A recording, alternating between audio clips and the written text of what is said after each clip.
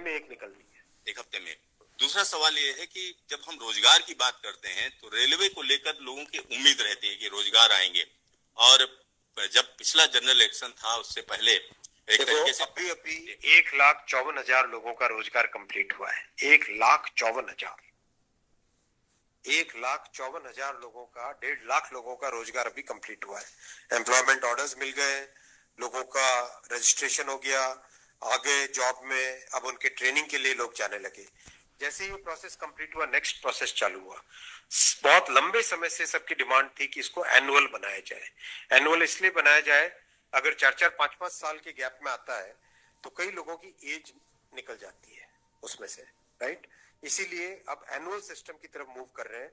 जनवरी में, अप्रैल में, जून में और अक्टूबर में, इन ये चार बड़े चंक है, एएलपी, टेक्निकल, नॉन टेक्निकल और ग्रुप लेवल 1, ये जो 4 बड़ी कैटेगरीज है, इन 4 बड़ी कैटेगरीज का साल में 4 हिस्से किए गए हैं कि जनवरी में स्टार्ट करें एक जो एएलपी का, दूसरा टेक्निकल स्टार्ट करें अप्रैल में, नॉन टेक्निकल स्टार्ट करें जून में, और अक्टूबर में स्टार्ट करें लेवल 1, और ये साइकिल चलती रहे।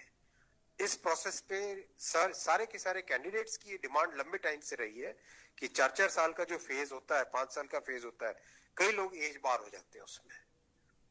एक हर साल आपको अपॉर्चुनिटी मिलती रहेगी तो सबको अपॉर्चुनिटी मिलेगी।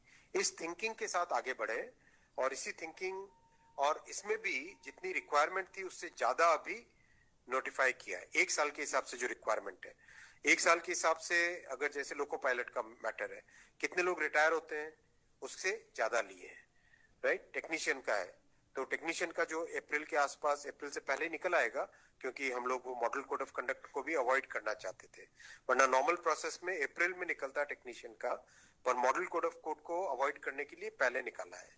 तो जनवरी, अप्रैल, जून, अक्टूबर, फिर अगले साल वापस जनवरी, अप्रैल, जून, अक्टूबर, फिर अगले साल वापस, इस हिसाब से ये प्रोसेस कर रहे हैं। सर, 1 साल में कितने जॉब्स निकलेंगे इसमें? डिपेंड करेगा जिसकी जितनी रिक्वायरमेंट है। हर एक जोन की अपनी अपनी रिक्वायरमेंट आती है, हर डिवीजन की रिक्वायरमेंट आती है, कोई एस्टिमेट नहीं, हर वर्कशॉप से आती है। एस्टिमेट बनता है, बन के ही तो निकलता है, फिर एस्टिमेट बन के निकलता है ना, फिर हर एक कैटेगरी के लिए अलग अलग बनता है। अभी 1.5 लाख लोगों को जॉब दिया। आप सोचो उस एग्जाम की कॉम्प्लेक्सिटी, 500 से ज्यादा शहर, कितनी शिफ्टें, 1000 से ज्यादा शिफ्टें, 15 लैंग्वेजेस, 1-1 करोड़ लोग एप्लीकेशन। कहीं पे कोई कंप्लेंट आई? 0 कंप्लेंट। कहीं पे कोई paper leak? 0 paper leak. Complete हुआ ना एकदम ट्रांसपेरेंटली। पार्लियामेंट में हमारी ऑपोजिशन के लोग, कांग्रेस के एक एमपी बोले कि आश्चर्यचकित है कि इतना बड़ा एग्जाम कैसे बिना कोई पेपर लीक के हो गया। तो एक उस चीज को भी तो देखो। Thank you sir.